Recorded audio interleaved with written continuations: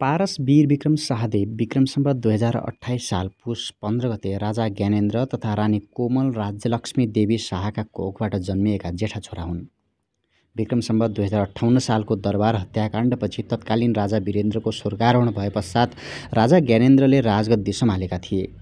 त्यसपछि पारसलाई 2058 कार्तिक 10 गते विजया दशमीका दिन नेपाल अधिराज्यको श्री 5 युवराज धिराज घोषणा गरिएको थियो। उनको विवाह हिमानी राज्यलक्ष्मी देवी शाहसँग विक्रम सम्वत 2056 साल माघ 11 गते भएको थियो। उनका छोरा हृदयेन्द्र शाह र छोरीहरू पूर्णिका शाह एवं कृतिका शाह हुन्।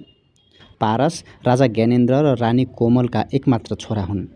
उनको बहिनीको नाम प्रेरणा हो। उनले भारतको दार्जिलिङ स्थित सेन्ट जोसेफ स्कुलमा प्रारम्भिक शिक्षा प्राप्त गरेका थिए भने पछि बुढा नीलकण्ठ स्कुल र ल्याबोरेटरी स्कुल काठमाडौँमा अध्ययन गरेका थिए। पछि उनले आयोवाको लुथर कलेज र संयुक्त अधिराज्यको सिलर अन्तर्राष्ट्रिय विश्वविद्यालयमा व्यवसाय प्रबन्धनमा स्नातकका लागि अध्ययन गरेका थिए। तथापि उनले आफ्नो स्नातक शिक्षा पुरा गर्न असमर्थ रहेका थिए।